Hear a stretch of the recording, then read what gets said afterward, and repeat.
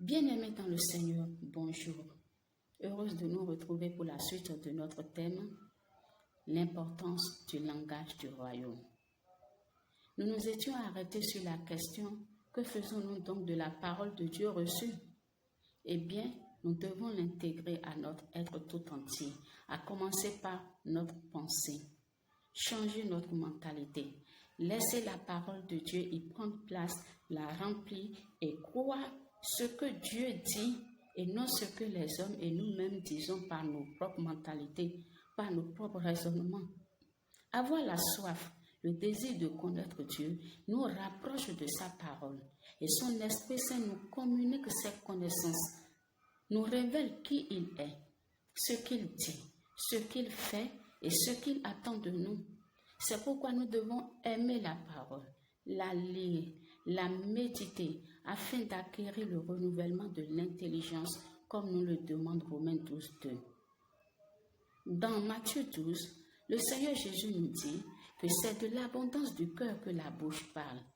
Et l'homme bon tire de bonnes choses de son bon trésor, ainsi que le méchant tire de mauvaises choses de son mauvais trésor. Quelle est alors l'abondance de notre cœur? Notre trésor, c'est ce qui sortira de notre bouche. La Bible nous dit, la vie et la mort sont au pouvoir de la langue, mais Dieu nous suggère de choisir la vie. La parole de Dieu a la vie.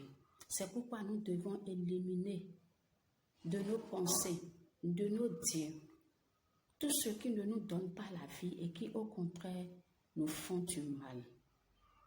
Et avoir le langage du royaume qui n'est rien d'autre que les promesses de Dieu pour nos vies, ce qu'il nous recommande en tant que bons enfants de Dieu, ces vérités spirituelles absolues par lesquelles il avait agi, il agit et agira encore. Il dit, ciel et terre passeront, mais ma parole ne passera pas. Dieu se reconnaît au travers de sa parole pour l'accomplir. En ce sens qu'il a dit, je ne suis point un homme pour mentir, ce que je dis, je l'accomplis. Le Seigneur Jésus aussi dit, si vous demeurez en moi et que mes paroles demeurent en vous, demandez ce que vous voudrez et cela vous sera accordé.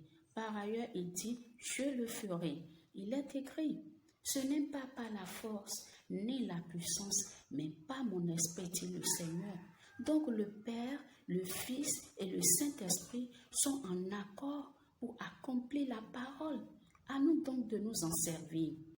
La penser, la parler, la confesser, la proclamer, l'annoncer dans chaque domaine de notre vie. Là où ça va et là où ça ne va pas, c'est la parole à propos. Ce que Dieu dit à propos de telle ou telle situation que nous vivons, que nous traversons et qui n'attendent que nous ouvrons notre bouche pour que les choses changent. Le langage du royaume nous aide aussi à prendre des décisions, des engagements pour améliorer notre vie chrétienne, notre marche quotidienne, pour réellement marcher dans la vérité. Si nous voulons que les choses changent, n'attendons plus le changement, mais soyons le changement, devenons le changement, comme nous le dit le pasteur Corinne. Bien-aimés, savez-vous que parfois, malgré la foi, malgré le langage du royaume, l'accomplissement de certaines promesses tarde à venir? Comment donc gérer ce temps d'attente? Nous en parlerons bien très prochainement. Sur ce, que Dieu vous bénisse. Shalom, sœur.